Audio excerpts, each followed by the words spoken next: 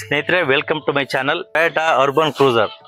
ಇದರದ review ಅಂದರೆ ಅದ್ರ ಬಗ್ಗೆ ಕೆಲವೊಂದು ವಿಚಾರಗಳು ನಿಮ್ಮ ಜೊತೆ ನಾನು ಡಿಸ್ಕಸ್ ಮಾಡ್ತೀನಿ. ಮೊದಲನೇದಾಗಿ 2021ರಲ್ಲಿ ನಾನು ಪರ್ಚೇಸ್ ಮಾಡಿದ್ದೆ ಸ್ನೇಹಿತರೆ. ಈಗ ಇದು ಸುಮಾರು 4 ವರ್ಷ ಆಗಿದೆ ಕಂಪ್ಲೀಟು. 2021ರಲ್ಲಿ ತಂದಿದ್ದು, 4 ವರ್ಷ ಕಂಪ್ಲೀಟ್ ಆಗಿದೆ. ಈ ಗಾಡೀಲಿ ನಮಗೆ 4 ವರ್ಷ ಓಡಿಸಿದ್ದೀನಲ್ಲ, ಆ ಓಡಿಸಿರೋ ಎಕ್ಸ್ಪೀರಿಯನ್ಸ್ನ ನಾನು ನಿಮ್ಮ ಜೊತೆ ಶೇರ್ ಮಾಡ್ಕೊತೀನಿ. ಟೊಯೋಟಾ ಅರ್ಬನ್ ಕ್ರೂಸರ್ ಬಂದು ನಾನು ತಗೊಂಡಾಗ 11.5 ಲಕ್ಷ ಇತ್ತು. ಈಗ ನಂದು 51,000 ಕಿಲೋಮೀಟ್ರ್ ಓಡಿಸಿದ್ದೀನಿ. ಪೆಟ್ರೋಲ್ ಗಾಡಿ ಬಂದು ನಮ್ಮದು 16 ಮೈಲೇಜ್ ಕೊಡುತ್ತೆ. ನಮಗೆ 16 ಮೈಲೇಜ್ ಕೊಡ್ತದೆ.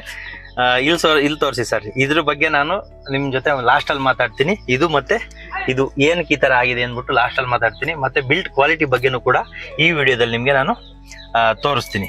ಈಗ ಒನ್ ಹ್ಯಾಂಡಲ್ ಗಾಡಿ ಇಟ್ಕೊಂಡ್ರೆ ನಿಮಗೆ 16 ಕಿಲೋಮೀಟರ್ ಫಸ್ಟ್ ಕ್ಲಾಸಾಗಿ ಬರ್ತದೆ.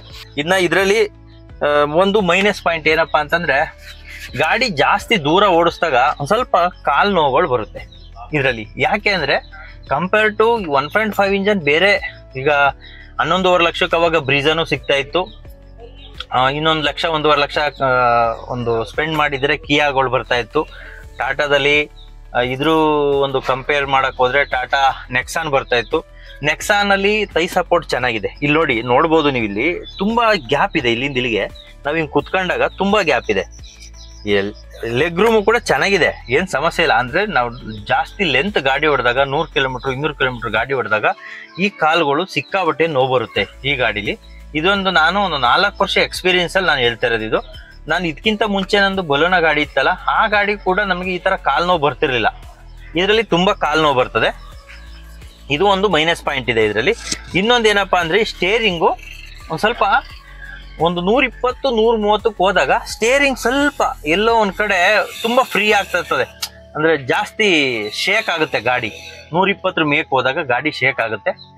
ಇನ್ನು ಔಟ್ ಸೈಡ್ ಬಂದ್ರೆ ನೋಡಿ, ಇಲ್ಲಿ ಹಿಂದಗಡೆನೂ ಕೂಡ ಸ್ಪೇಸ್ ಚೆನ್ನಾಗಿದೆ. ಆದ್ರೂ ಕೂಡ ಇಲ್ಲಿ ಒಂದ್ ಸ್ವಲ್ಪ ಕಂಪ್ನಿಯವ್ರು ಏನ್ ಮಾಡ್ಬೇಕು ಅಂದ್ರೆ, ಸೀಟ್ನ ಒಂದ್ ಸ್ವಲ್ಪ ಜಾಸ್ತಿ ಮಾಡ್ಬೇಕು. ಇಲ್ಲಿ ಈ ಸೀಟ್ನ ಇದೇ ಪೋರ್ಷನ್ ಬಂದು ಒಂದ್ ಸ್ವಲ್ಪ ಜಾಸ್ತಿ ಇಟ್ಟಿದ್ರೆ ಏನಾಗುತ್ತೆ, ಹಿಂದಗಡೆ ಕುತ್ಕೊಳ್ಳೋರಿಗೆ ಬಹಳ ಕಂಫರ್ಟೇಬಲ್ ಅನ್ಸ್ಬೇಕು. ಇದು ಕಂಫರ್ಟೇಬಲ್ ಅನ್ನಿಸ್ತಾ ಇಲ್ಲ ಸೀಟು. ಏನೋ ಒಂಥರ ಗಾಡಿ ಹೊರಗಡೆಯಿಂದ ದೊಡ್ಡ ಗಾಡಿ ಇರ್ಬೋದು, ಆದ್ರೆ ಒಳಗಡೆಯಿಂದ ಏನ್ ಮಾಡಿದಾನೆ, ಈ ಬೂಟ್ ಸ್ಪೇಸ್ ಕೊಡೋಕ್ಕೋಸ್ಕರ ಒಂದ್ ಸ್ವಲ್ಪ ಕಮ್ಮಿ ಮಾಡಿ ಇಲ್ಲೆಲ್ಲ ತುಂಬಾ ಅಷ್ಟು ಕಂಫರ್ಟೇಬಲ್ ಅನ್ಸಲ್ಲ. ಹಿಂದೆ ಕುತ್ಕೊಳ್ಳೋರ್ಗೂ ಕೂಡ ಕಂಫರ್ಟೇಬಲ್ ಅನ್ಸಲ್ಲ. ನನಗೆ ಒಟ್ಟಿನಲ್ಲಿ ಆ ಒಳಗೆ ಕುತ್ಕೊಳ್ಳೋಕೆ ಕಂಫರ್ಟೇಬಲ್ ಇಲ್ಲ ಇದರಲ್ಲಿ 4 ವರ್ಷದ ಎಕ್ಸ್ಪೀರಿಯನ್ಸ್ ಅಲ್ಲಿ. ಇನ್ನ ಬೂಟ್ ಸ್ಪೇಸ್ ಬಗ್ಗೆ ಏನ್ ಮಾತಾಡಂಗಿಲ್ಲ. ಬೂಟ್ ಸ್ಪೇಸ್ ತುಂಬಾ ಚೆನ್ನಾಗಿದೆ. ಆರಾಮಾಗಿ 3-5 ಜನ ಕುತ್ಕೊಂಡು ಆರಾಮಾಗಿ ಹೋಗ್ಬೋದು, ಸಾಮಾನುಗಳು ಮಡಿಕೋಬಹುದು. ಈ ಗಾಡಿ ಬಿಲ್ಡ್ ಕ್ವಾಲಿಟಿ ಬಗ್ಗೆ ಮಾತಾಡ್ತೀನಿ. ಈ ಗಾಡಿ ಆಕ್ಸಿಡೆಂಟ್ ಆದಾಗ ಇಲ್ಲಿಗೆ ತುಂಬಾ ದೊಡ್ಡ ಮಟ್ಟದಲ್ಲಿ ಕಲ್ಲಿಗೆ ಹೋಗಿ ಗುದ್ದಿದ್ದೆ. ನಾನೇ ಡ್ರೈವ್ ಮಾಡ್ತಾ ಇದ್ದೆ. ಇಲ್ದು ಹೊರಗಡೆಯಿಂದ ಈ ತರ ಕಾಣಿಸ್ತಾ ಇದೆ. ಇದನ್ನ ಸ್ವಲ್ಪ ಸರಿ ಮಾಡಿಸಿದೀನಿ. ಇಲ್ಲಿ ಹೊಡೆದು ಟೈರ್ ಎಲ್ಲ ಫುಲ್ ಬ್ಲಾಸ್ಟ್ ಆಗಿತ್ತು. ಟೈರ್ ಎಲ್ಲ ಹೊಡೆದೋಗಿ ಫುಲ್ಲು ಈ ರಿಮ್ ಎಲ್ಲ ಕಟ್ ಆಗಿತ್ತು. ಒಂದು ಸ್ಪೇರ್ ವೀಲ್ ತೆಗೆದು ಹಿಂದಕ್ಕೆ ಹಾಕಿದ್ದೀನಿ, ಅದು ಫುಲ್ಲು ಡ್ಯಾಮೇಜ್ ಆಗಿತ್ತು. ಮತ್ತೆ ಇನ್ನೊಂದು ಏನಪ್ಪಾ ಅಂತ ಅಂದ್ರೆ, ಇಲ್ಲಿ ನೋಡಿ, ಈ ಡೋರು ಕೂಡ ಫುಲ್ಲು ಅಲ್ಲಿಂದ ಹೊಡೆದಿರೋ ರಭಸಕ್ಕೆ ಡೋರ್ ಎಲ್ಲ ನೋಡಿ ಇಲ್ಲಿ ತೆಗಿಯಕ್ಕೆ ಆಗ್ತಾ ಇಲ್ಲ, ಸೌಂಡ್ ಬರ್ತಾ ಇದೆ. ಇದು ರಿಪೇರಿಗೆ ಬಿಡ್ಬೇಕು ಇನ್ನೂ.